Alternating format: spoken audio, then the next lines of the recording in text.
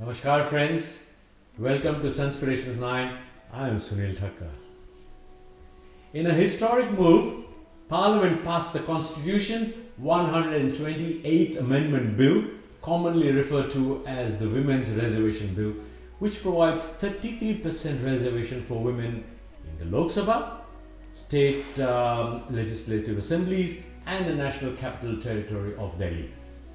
On September 21, the bill secured all votes in the Rajya Sabha, a day after securing near unanimous support in the Lok Sabha.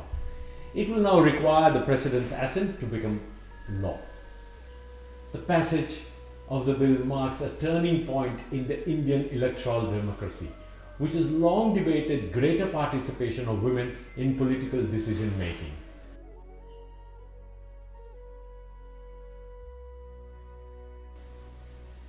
It was indeed a historic day when the Prime Minister Shri Narendra Modi brought in the Nari Shakti Vandan Adhiniyam, as the bill is called, on the auspicious occasion of Ganesh Chaturthi on September 19. Political empowerment of women is rightly perceived as a powerful and indispensable tool for eliminating gender inequality and discrimination. Let me get this straight. Women do not need anyone to give them reservations. They are equally capable, if not more, than men.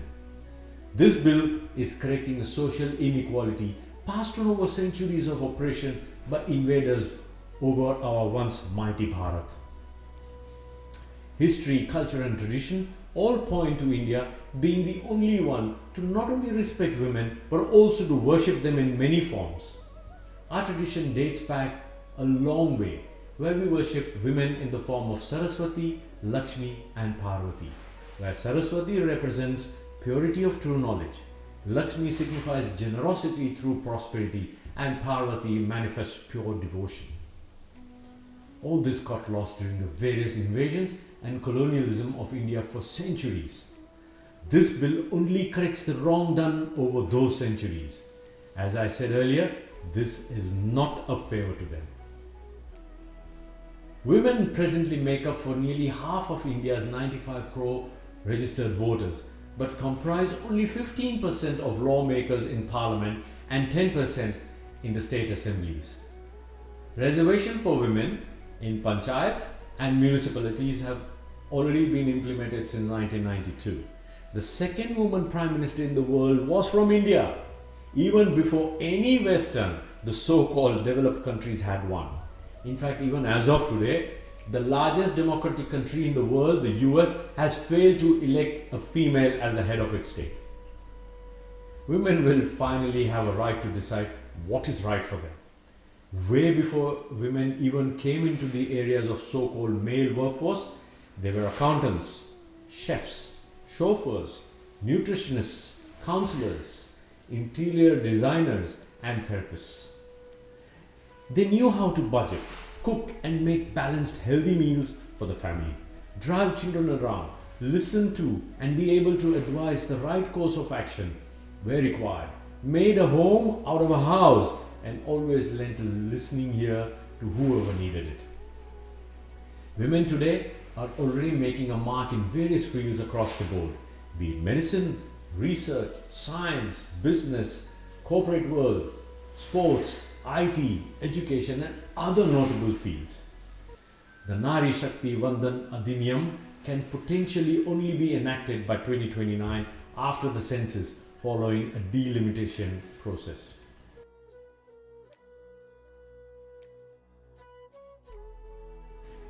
Delimitation is the act and process of redrawing Lok Sabha and state assembly constituencies as per the latest population data.